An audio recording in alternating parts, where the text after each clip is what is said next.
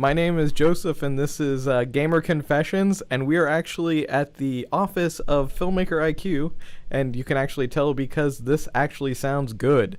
So we're going to get into this. We're going to be doing the beta, the vanilla of World of Warcraft for Blizzard, and with me is Adam. And he also sounds amazing. We sound really amazing. And we're going to be really sad if we have to go back to something normal. I for this entirely because he's got the headphones. Yeah, I've got the headset. Hearing his normal horrible voice. My silky voice on this. That's what it is going to be. All right, so let us look and see because the monitor is on the side. All right, so previous games played before WoW. Well, if we were talking about MMOs and Blizzard games, I've played a lot of them before WoW. A little bit casually, or a little bit just because someone pulled me into them. Back in the day, Ultima was pretty much the first one I ever got to play at all. Yeah. Then I was kind of tempted in by some friends who liked Asheron's Call, played Asheron's Call, and then found out like apparently someone I knew was like this legendary PvPer in EverQuest, so I got on there. All three of those games were painful to play, the best way to put it. This is back in the day when it's just like, oh yeah, you're going to lose all your loot when you die, or other stuff like that. And it's how people go, oh, we want this so badly nowadays, like because you never played a system with that in Yeah, because you've never played an MMO with these mechanics. Yeah, they're very different.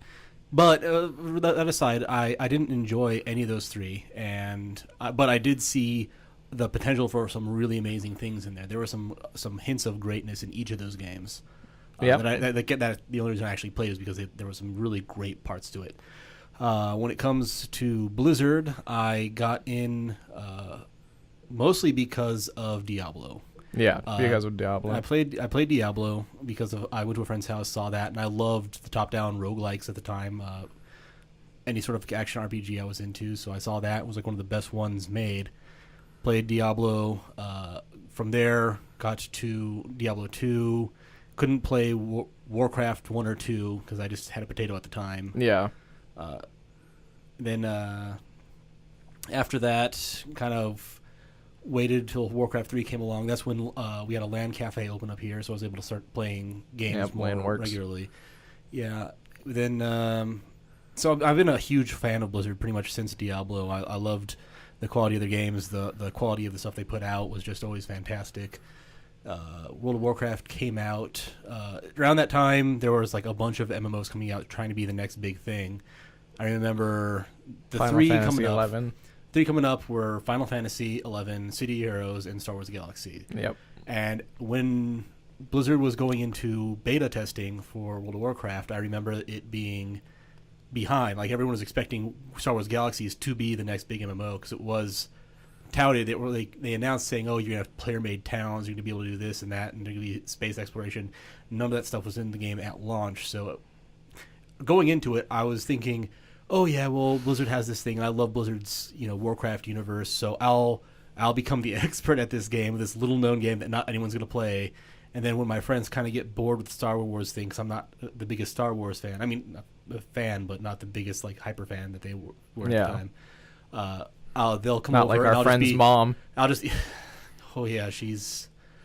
Anyways, well that's another story. That's another story for another time. But I decided that I'd just become this experienced person, and when they came over, I'd show them a good time, come over, kind of show them the ropes. And that's not how things went at all. But that's my story of my experience with Blizzard. Huge fan, loved pretty much the original lore. For Warcraft, I was a fan of. Then I loved when they redid it for Warcraft 3. A lot of the stuff they kind of retconned and put in for Warcraft 3 and the Frozen Throne were great. But that's me going in. So, Joey, what were your experiences going in? Mine are similar to yours because we both had a friend that was in Ultima Online, who was at that time almost always into it, which was Brandon. And so little bastard actually stole himself a GM weapon, if I remember correctly. Yeah, and so that was when I first got into Ultima.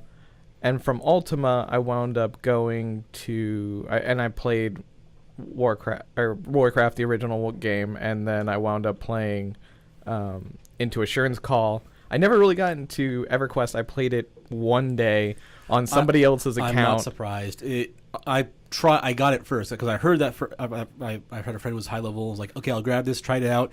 I wanted to stab myself the entire time, just to stop the pain from what was going on. I was really into Asheron's Call because we have two sets of friends, and so the other set of friends were really into Asheron's Call, and so they were all about patronage and essentially building up this huge hierarchy, and so I was really into it, and then my computer just started like chugging.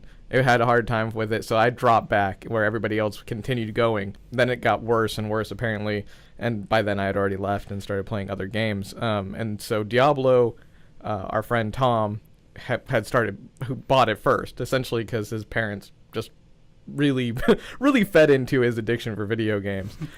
So they were really cool about it, and vicariously you, because you stole all of exactly his games. And vicariously me. Well, I never Diablo. You basically like, I have to borrow this, and then like he'd be playing something else, so you couldn't even get back to him. Yeah, exactly. He's playing a game like you can't even go by his house. He's not even here. You knock. Yeah, exactly. It was borrowed Diablo 2, which was later. Which he then gave me the copy to use, and then was completely uninterested in it until one night when he decided that he really wanted to play it, and he tracked me down. I was there that because I remember being over at his house, like, I finally got this back from Joey, and he was like, I just suddenly had the urge to play this, and he got way into it. Yeah, exactly. It was fun actually watching him, because he's like, let's go. Because he's super excited about it. When he's playing a game, he's all about it until he's not about it anymore. But anyway, that's an entirely different story. But so, yeah, we wound up going through, and then LandWorks opened up, which opened up the way for playing World of Warcraft 3, and a lot of other Warcraft games. 3 and World of Warcraft. And World of Warcraft, I wound up getting into beta, which we'll get to that.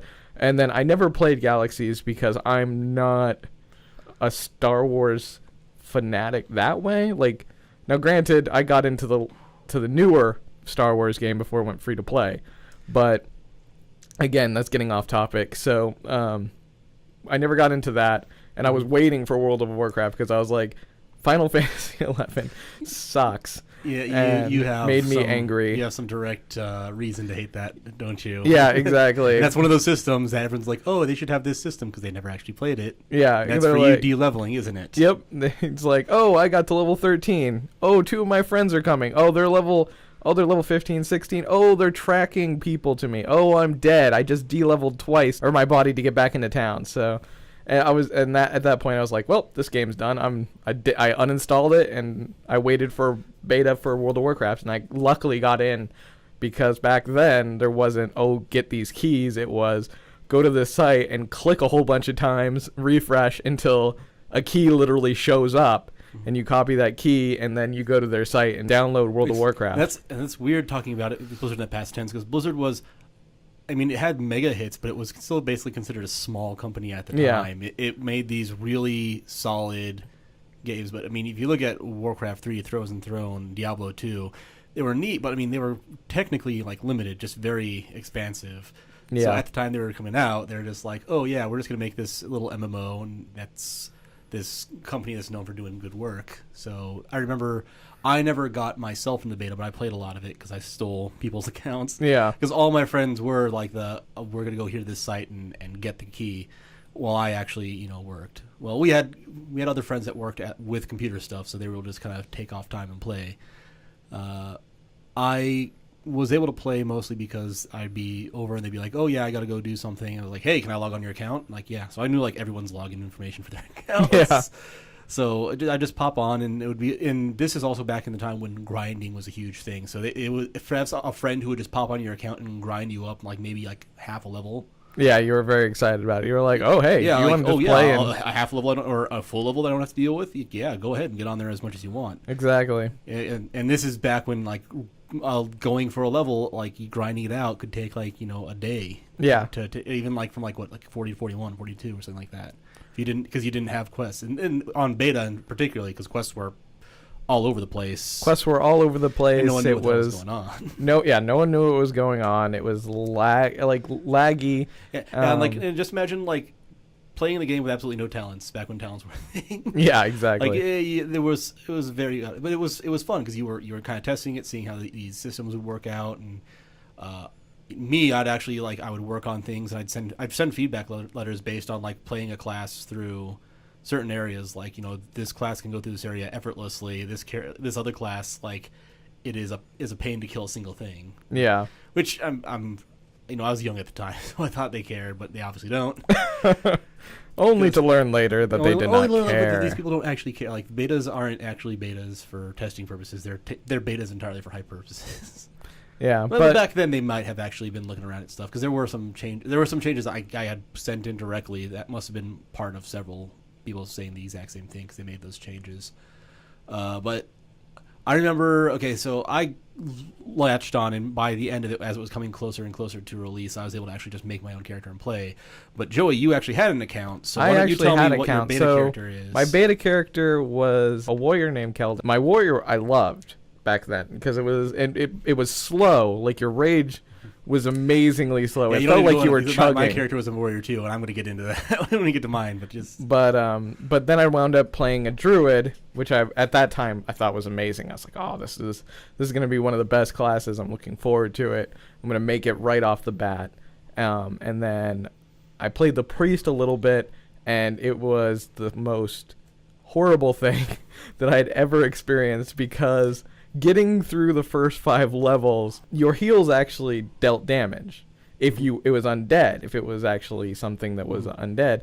And so with that in mind, they almost had the feel for, the Horde side, because all of it's undead. So it must have been easy on their side. I was on the Alliance, so I remember being like, okay, if every other class is this way, it is going to take months to get to the highest level. And then I went to the back to the druid, and again, just started speeding through. You had your Raven form, all these great abilities, and I was just like, this is going to be amazing. And I played a paladin a little bit in the beta, and I really only did a minor amount of stuff, but the mana return was amazing. Yeah, cause I remember in the beta, paladins had a mana regen aura for everyone in the party. They had a health regen aura for everyone in the party, which in that time, and especially in the beta, there was kind of a longer haul. So things like HP regen at past level 20 were great. Yeah, it meant way less downtime for a party, or it meant more casting spells, so you don't have to throttle yourself if you're a mage or any kind of magic user.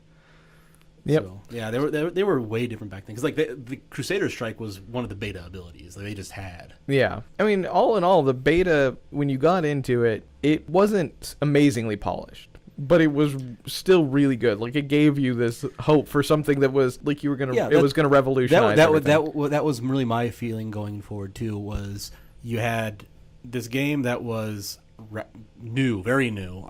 It was a lot of unpolished stuff, but all the stuff they were making changes to were the things you needed to change to make this a better game, game. I'm going to go into my beta character now, because go for it. This goes into what I told you to stop talking about, because I also made a warrior. Yeah. And I made a warrior back, I was a Tauren warrior, and I was like, I want to be a Tauren warrior, I want to dual wield a gigantic claymore. And that means that if I'm level 6, I'm I want to do this. Okay, well, this much training costs 6 gold for everything, but there's not a 2-headed sword trainer in Thunderbluff. There is one apparently in Orgrimmar. This is, I think, do they have a Zeppelin? Or I didn't even know there was a Zeppelin there at that time. So I had to run through the Barrens to Orgrimmar to buy the training, then realize, oh wait, there's the training here, but I don't have a 2-handed sword, and it's going to cost money for that. So going outside, get enough money to buy a sword that I'm not going to be able to use for 2 levels, because it was off a vendor someplace. Yeah, it was a white item. And just, I grab this and then go back and then not get to use it for 2 levels. Yeah. And that was it was a really slow experience, because that was before rage normalization. So if you were using 2 one-handed weapons, well, that's after 20, but if you're using a one-handed weapon, you got a bunch of rage. You could use that for different things. You use a 2-handed weapon, you did 2 attacks to an enemy and generally killed it. Yeah. And you have just enough rage to maybe keep a battle shout. And but otherwise, it had a great pace, though, because you'd be going, and if you had first aid or something similar to first aid, it would be able to throw up on yourself. You had to have first aid, but if you have potions. Like, it kept a good pace. Back then, you actually use the bandages. Now, which is just Now an it's achievement. like it's almost like if it's like, oh, I'm going to die in battle, I'm going to use them. Like, you use bandages outside of battle a lot just to keep yourself going. I mean, I think every class in the game currently has like after you've beat an enemy, you get all your life back ability. Pretty close. But that's one of the big changes from beta to now. Is like your HP bar was not just per fight. It was you out there, and your adventure was 7 or 8 or 9 fights, and the penalty for doing bad was to take more time to get your HP back, so you could do more fights. Well, I mean, back then you actually had it was, and I'm gonna kind of jump ahead a little bit, but when you use first aid back then, every step was important. Every time you had to go and level up, because it was, wool, and then well, it was linen, then wool, then all the things. Every time you stepped up, it was important to make sure that your first aid was almost as equal, unless you were a mage, because then you got food. You could summon food. It was very important to keep that up. I think a little too important. I think it made it too necessary to go forward in some cases, but it gave people who didn't have healing spells the ability to sustain themselves at the expense of what it could be sold at the auction house or something. But that's pretty much beta, because at the end of beta they put forward a bunch of patches all in a row. Yeah, and that's kind of like we're rushing out the door. Let's do, like, I think they completely changed the paladin to the seal based combat they had. Yeah, and I think they had like a day or two to try it out, and it was out the door. And then it was automatically. So we're moving past the beta, and we're getting into vanilla. Vanilla, yeah. So Joey, you tell us what your first character was and what your main character was. My first character was Norris, who was a priest, because all of my other friends were like, we are going to play together, so we need to have one of every class. So I didn't get to be a druid at the beginning, which may be seen as a blessing or not, depending on who you were. But I wound up being a priest, and nobody leveled with me. All of them blew my doors off, because I was gone. I was up in Northern California, and I couldn't get my computers down here, because back then, huge, bulky, and internet connections were not everywhere. So it was one of those things. All of them, by the time I came back, were already level 20. And so I come back, I'm level 1, I'm a priest, and none of your friends are coming back to help you out, or even starting up a new character to kind of level up with you. Exactly. And all of them are jumping into guilds, and none of the guilds are back then. Guilds were actually kind of impressive. It was one of those things, like, you didn't just get thrown into a guild, because they had no benefit from you from being that low. So it was actually rare that you would get into a guild before you were level 20. So nobody wanted to take me. And so I'm literally just, and there's no dungeon finder. So to get into a dungeon, and granted I'm a healer, it was a pain in the butt. And so I'm pretty sure I leveled from 1 to 40 in straight grind. And it was horrible. Like casting like Holy Smite and putting in your fire so you could punch things to death. Like, and it's like, I'm a night elf, so that was kind of a crappy one. But I had Starfire, which wasn't even that remotely impressive. And it was just, and I literally quit, I think, for about a month, right then at 40, and went, and then my main for that expansion, which was my Warlock, and I found a whole bunch of people really cool. And I finally got to see Gadget Zan, because I hadn't seen it on my other tune. I didn't even know. It was like, I didn't even know about the other I knew about the other continent, but I had never been there. Mm-hmm. Like, other than going, it's like, night elf area, and then going to the human area, and then literally because everyone goes to Westfall. Yeah, because everyone goes to Westfall, and then going around the Badlands. And then Uldar. That's as far as I had been. I'd never been to the Sunken Temple. I'd never seen any of that stuff. So going on my Warlock, I finally got to experience all of the stuff that was there, and it was fun. And Warlock was overpowered back then. So it stayed overpowered for a while, but yeah, it was overpowered. It was overpowered basically because all its damage was done over time. Yeah. So it just had to add up way higher than anything else. And one of the things I love, and one of the people that's in kind of this in our group is Tim, who is in the videos and things like that as well. He had a shaman, and I was a horde warlock because I switched factions as well. And I just remember fearing him around, dotting him up, and him screaming at me. Literally, this is before they had PvP trinkets. This was before like you just had if someone feared you, you just had to sit there the entire time. It was and hope that before you just PvP left. trinkets. It was before diminishing returns. It was before diminishing returns. So it was just fear. ...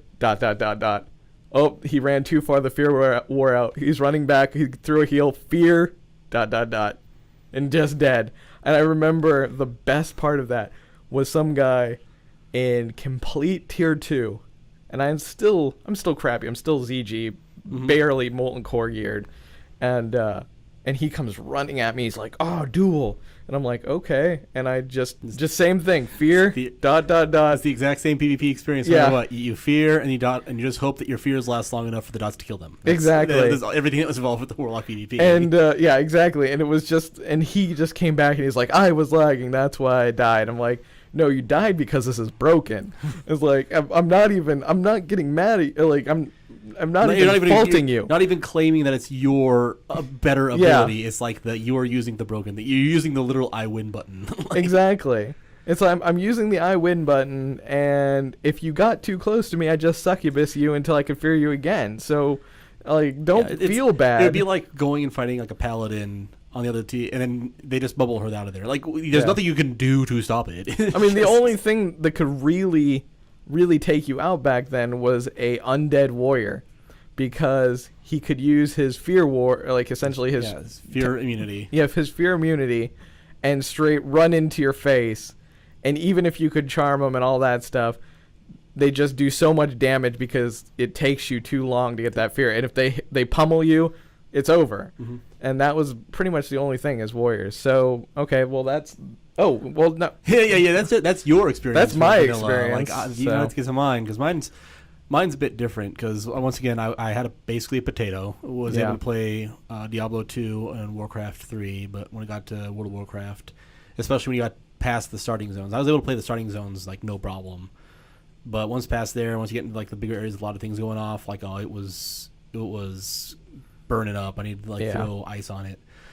So I started off. All my friends went Alliance side, which sucked because when it was now, it's like, oh, I want to do a Tauren warrior because I want the giant freaking Minotaur plate mail tank just eating damage and laughing. Of course, races don't actually have that high advantage over any other doing something like that. Yeah. And then all my friends are like, "Oh, we're gonna do Alliance side." Like, "Oh, I want to do Horde side. I want to do Tauren. Then I want to do the faction change quest that they're promising." Yeah, that never that's occurred. totally gonna come one day. Yeah, it's now an April Fool's joke. That was one of the things they were touting out as a major faction thing of the game. Yeah. And so I go, okay, well, on that side, I don't want to do human, I don't want to do dwarf, I don't want to do hobbit, because I don't like just flagrantly copying Tolkien. And night elves are at least drow, so my first character was actually a night elf druid. Okay, yeah. And I was like, oh, cool, I can do some kind of spells, but I'm not really that big into. I'm more into physical with spells to back up, so. Cool, I can pop out into a bear and then pop out and throw spells. So, like, oh yeah, I'll do the shape-shifting. So I get to around Red Ridge. I was in Red Ridge when I started noticing, like, because I was also doing other characters. I played for a while on the main character, but like I said, I started slowing down, so I had to wait for optimal hours to play in certain areas. Yeah. So I would choose other characters, like, I'm doing more damage with my level 10 rogue than I am with my level 16 druid in the cat form, or I forget what the cat form you got. But I was sitting there going like I'm not doing anywhere near like the damage of anyone else. Mm-hmm. And it just fell out. It got worse and worse and worse. Like, these talents don't do anything for me. Like, at this point, I'm getting like these crazy talents and other specs that like really change how they play. Like, oh, cool, when I crit, I get an extra bleed effect. Things like that, and I get to Duskwood in the general zone, and I'm just sitting there going like, I can't do anything. Like, I can stealth around, which is kind of neat, but every fight is taking me down to pretty much 0 HP, and then I have to heal myself back up, and that's like I have to throw a heal on myself before I start a fight. Yeah. So I have my heals over time going off just to finish fights against like single even con mobs, which is like, okay, something's wrong. It's not balanced. So I started just going off, and I made like literally between level 10 and 15 to sum up to about 20 for pretty much every class. Yeah. So that's my experience going in, which once again, I was doing this all solo because I also had friends that were like, well, I had you had one group of friends that just completely blew past you. I had the other group of our friends that blew completely past me. And basically I would come over all the time and see them playing in like various places, because when World of Warcraft launched, it was huge. No one expected it to be as huge as it was. And there were, I remember parties starting off, like LAN parties, the first hour of which was just kind of, laughing around because everyone was waiting for the queue. Yeah. Like 2 hour, 3 hour queues all day, every day was about on par. I mean, no one expected it, and they were upgrading their servers whenever they could, and it was crazy. Yep. So that's going to kind of lead us into what happened after the launch, after you got at least my side of things, because I have the experience afterwards. We started getting into the life of vanilla. Yeah, you got into it more than I did because, as I said, my friends basically ditched. You guys all LAN partied, whereas my friends... No, I didn't LAN party because, once again, I couldn't play. My computer wasn't capable of playing it. But my friends, we basically commandeered, and I think it was either 9 months or like a year and a half that they were there in a single party. Yeah. Of everyone just in the garage, LAN together, just constantly connected to the internet because the person there got like DSL. Yeah. And it was insane the amount of gaming they did, because they would go over and be leveling, grinding, doing quests all the time. For me, like I had a job, stuff like that, so I was way behind with my characters. I just show up and just be like, "Hey guys, how's it going? It's my day off. Want to do something?" Like, "Oh yeah, we're gonna play WoW." Like, "Oh, that's good." And then I'd try to convince one of them to leave. Then usually be like, "Oh yeah, if you're going out, get some Jack in the Box or something for the rest of us." Like, okay. And if you saw the episode of South Park at the very end when they're all sitting around at the basement, it's that garage. It was the exact same thing. I mean, this is also back when like metabolisms were like 1 billion times more effective for all of us. So like, we weren't fat or anything. If anything, we were malnourished because we were eating a lot of food, but it was just like bad food for you. So like your body didn't absorb all of it. And so they got to raiding. They were doing Molten Core. They, I think, got all through Molten Core and did some of Blackwing Lair at that setup. Yeah, had a lot of time playing that, and I even got to play. And I don't raid. I never raided with my characters at all in vanilla, but I know a lot about the raids because I was either there watching it happen for like it's the first time for these raids coming down. After a few times, they actually go just like, "Oh, I'm gonna go someplace. Adam, play my character for me." I actually did have situations where like my obviously ineptitude would screw the game. Would make it very obvious that someone wasn't playing their part, and then I just went and I just kind of disconnect or something, so it looked like they were just having connection issues. Yeah. But this was also when like the raid was on auto farm for it, so like losing a person or two wasn't too big, but kind of upset a few of my friends that came back. Like, what happened? Like, I accidentally overrode the Warrior Sunder armor for the boss. Yeah. Because I didn't know that 5-point exposed armor like negates it, and almost caused a wipe. So I just pretended like it was a connection problem. Yeah, so I pretended it wasn't me by disconnecting. It wasn't me and then disconnecting. Because, lag is the universal excuse for everything. And back then, it really was one of those things that people were just like, oh, is because it was 40-man raids. It was 40-man raids, and very oftentimes, people didn't have the best internet connections. Yeah, exactly. Well, I mean, 40 people running around in Molten Core, it's gonna lag. My first raiding on my Warlock, because then I did wind up going back to my Priest, I started off in ZG in a group that really had already had it on farm.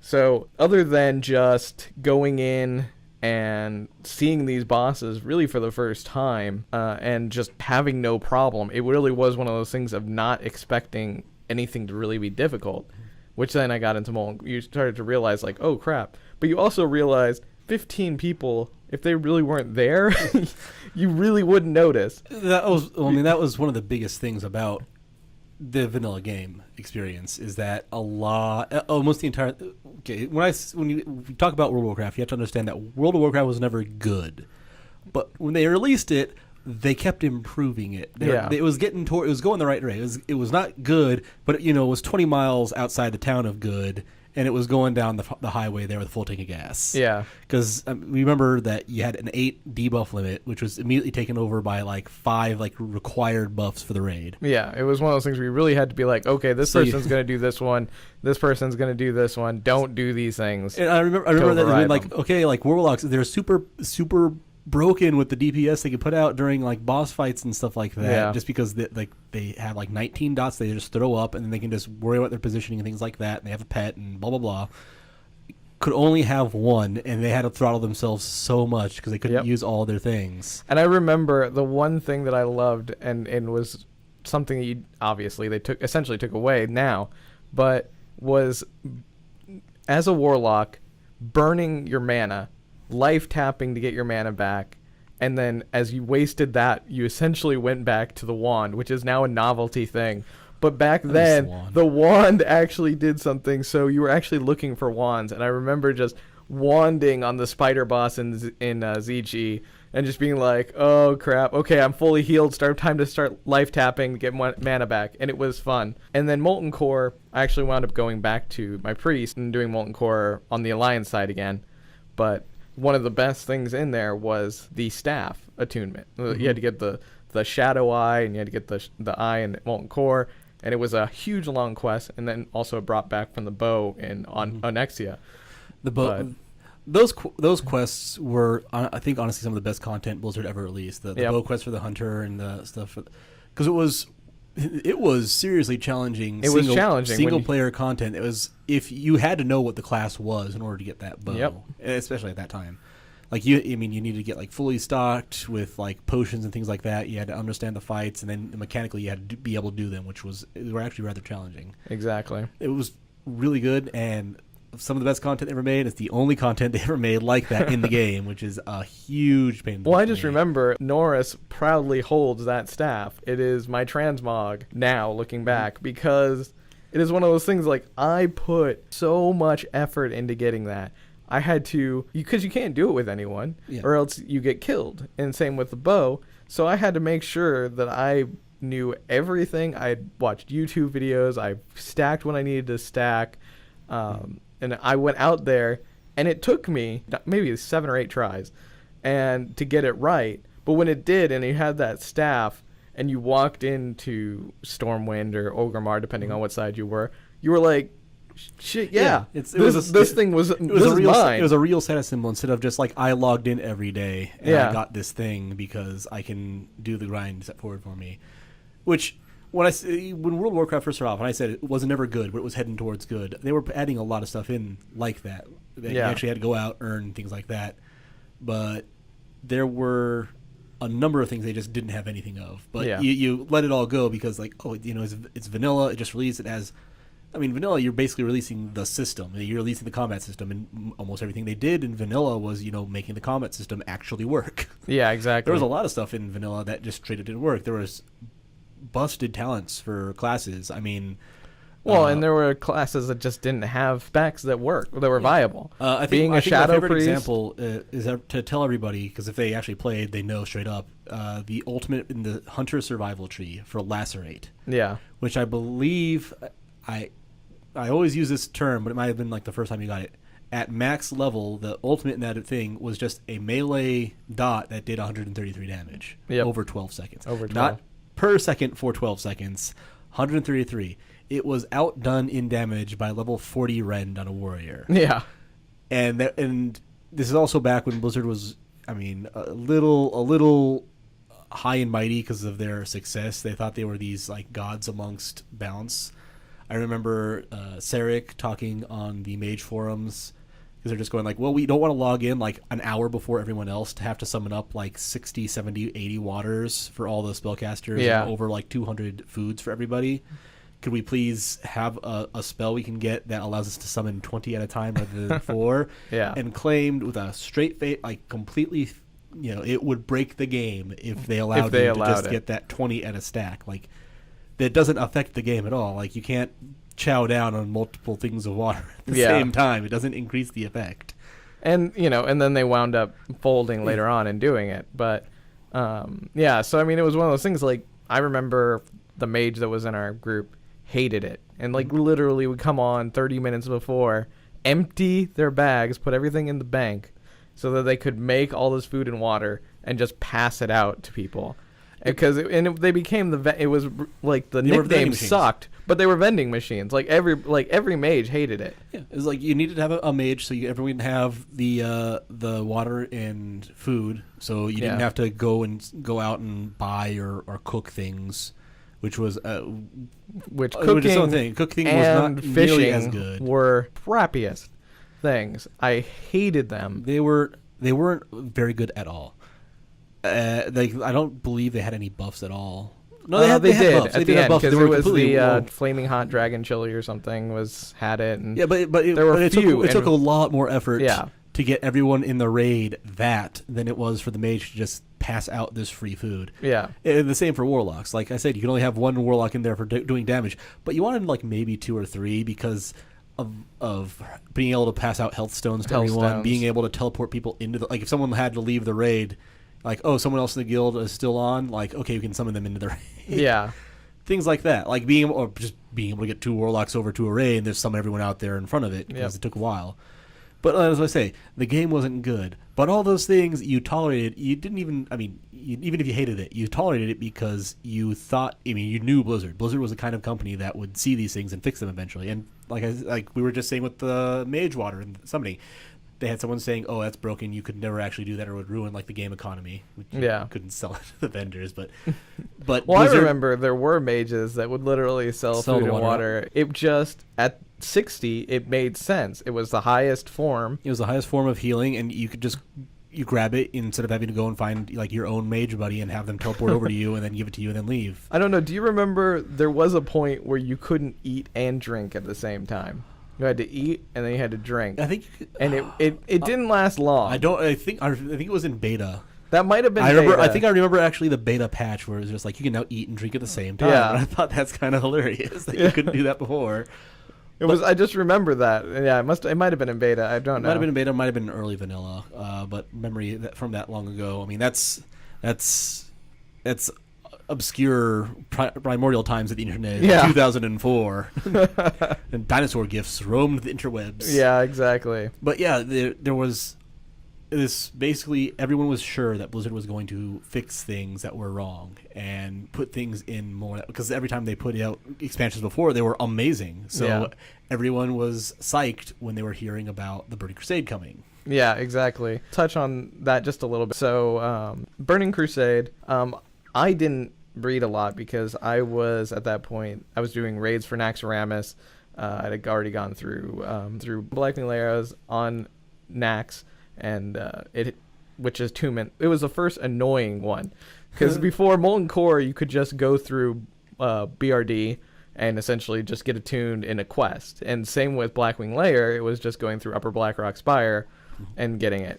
I think like the Alliance side of Nixia attunement quest was one of the longest ones before that. Ooh, yeah, I didn't even think about that one. That was also BRD, and then going around and freeing that guy. I remember having to bring literally tons of people through that. And it wasn't even the most annoying thing to do yourself. It was the most annoying thing to do the 7th and 8th time you had to do it, because someone just of course doesn't have it. And I think, was it in the attunement like you could open up the little rock thing and go in, so if someone wasn't attuned they could walk in with you? I think that came later, like towards the end when it stopped caring as much. But I remember in the beginning, because you had to get that necklace and all that stuff from like Winter I said, Spring. I never went to a raid. I got on with someone who was raiding and they're just like, I have to go to the bathroom because I've been eating nothing but Taco Bell and hot sauce for 5 weeks, and I have to go to the bathroom. I have to go to the bathroom and do this now. Empty out my internal organs. Yeah. Yeah, so I never had that, but I do remember a lot of people just not being able to get into Nax because it was just so long. Yeah. And then Nax was this thing for raiders. It was a great end to the entire content for raiding, and then they start announcing the Burning Crusade. Yeah. And they're saying, okay, you're going to go out through the Dark Portal to Outland, like the remnants of this place, the little chunks of Earth still left, and you're going to fight Illidan out there. And of course, being lore buff at the time, I'm sitting there. I was paying a lot of attention to this. Like I said, we had crack addicted friends who were off in their garage playing War Crack at the time, and I would be coming over every day. And if I didn't know about something, I would learn about it instantaneously and every viewpoint of what was happening on there. So I'm the kind of guy who, it could get in my head like, oh, I've stepped on cracks 5 times with my left foot going down the sidewalk. I'd better step on the next 5 with my right foot. Yeah.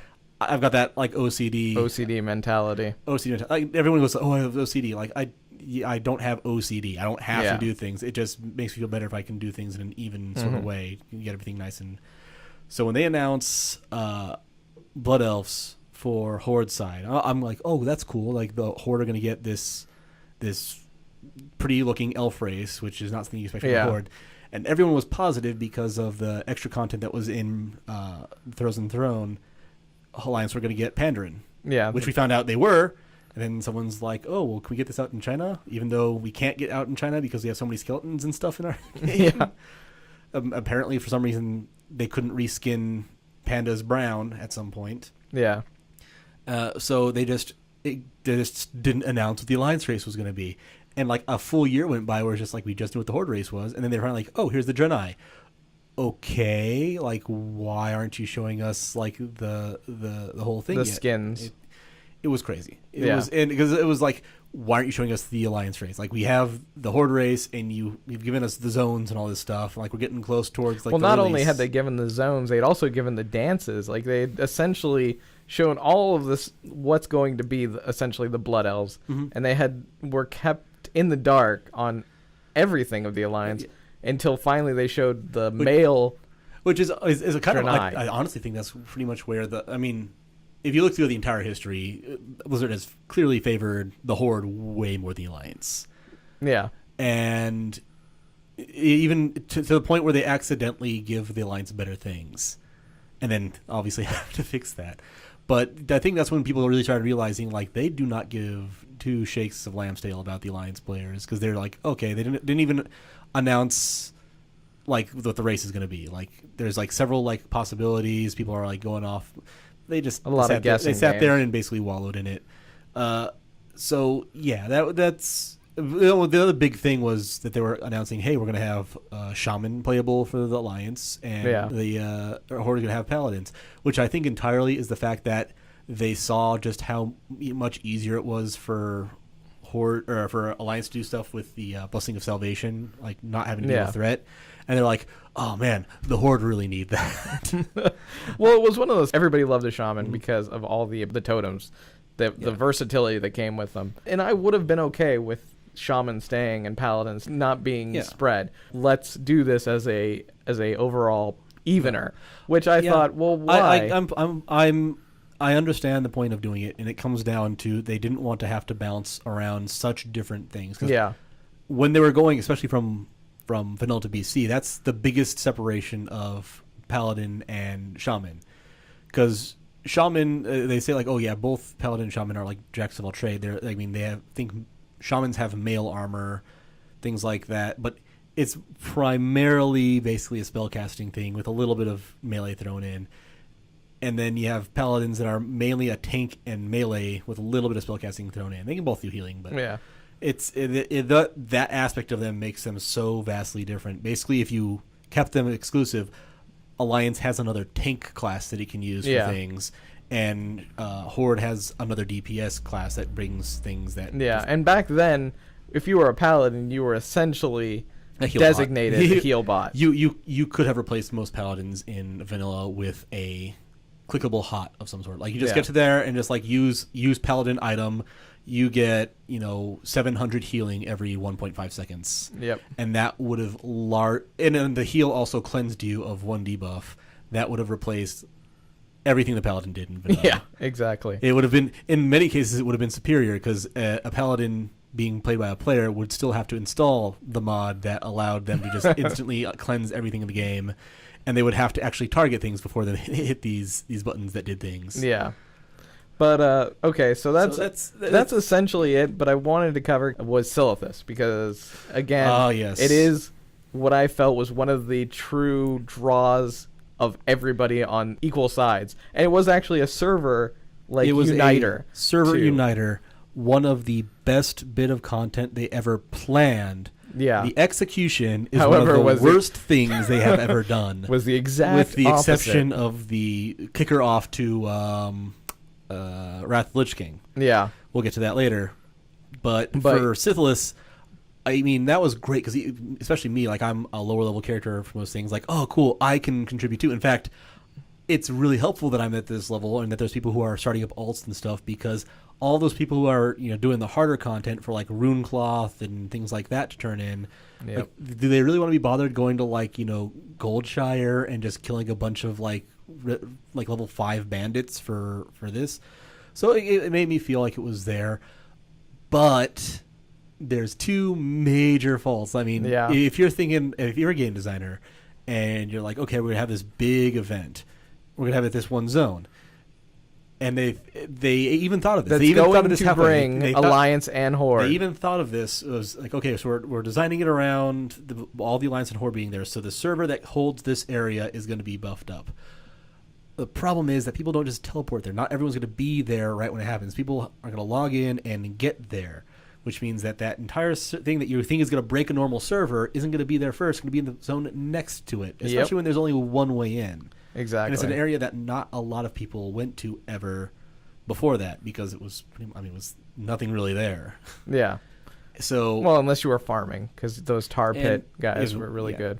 And even especially on PvP servers, Yeah. where people can be like, oh, I can just be here and be a little bastard and flag people for PvP and gank and blah blah blah, which it just exacerbates things. You're just flooding even more information to the server. So it crashed. Like every time they did this, it basically crashed the zones around it. And lagged And then to like 1 frame a second and then before crashing. It was a twofold thing of guilds had to have the quest ready to go. So say like 8 or 9 top tier guilds are doing all their raid content, are doing something. They are basically racing each other, and the good servers had a bunch of them coming together and saying, okay, we're all going to log in on this day and everyone's going to be there and we're going to turn in at the same time. Yeah. But the idea they're like, oh, there's going to be a 24-hour window to turn this in. Basically, like, there's a lot of server stories of people who are just like, oh yeah, we're going to do this. But then there's like people who transfer servers with it and do all these sorts of shenanigans, or just do it early and you're not able to log in and get your own version of it. Yep.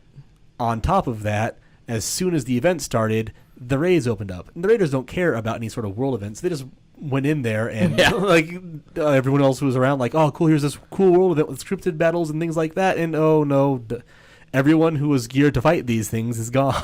Yeah, it was literally put your staff in, go to the raid. It was, you just see, it was like a... And you're not coming back out, too, because the whoosh. server at that point was like a death zone, because there was just so many mobs out there and people dying. Like, it just was destroyed. Even the reinforced server was just dying.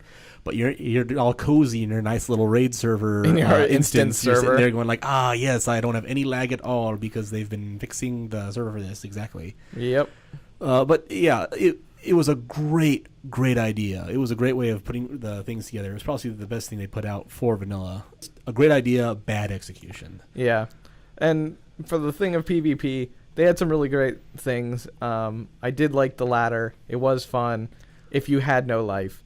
And so we'll just say that real quick. And then PvP is its own discussion. All-Track Valley, back then, I really did like, only for the fact that you couldn't win it in 30 minutes. Yeah. And it became, people would be dropping out and coming in, and it literally felt like a battle, because you could come into someone who'd been playing it for 2 hours and still going and just talking like gnarled old military guys, trying to get tactics out so that you could win. So that was probably the most fun for the All-Track Valleys before they dumbed them down come Burning Crusade. Yeah. And so, yeah, with that... let's use that to get into Burning Crusade, because PvP is, I mean, you can honestly discuss how good it is per balance patch. Yeah, basically. exactly.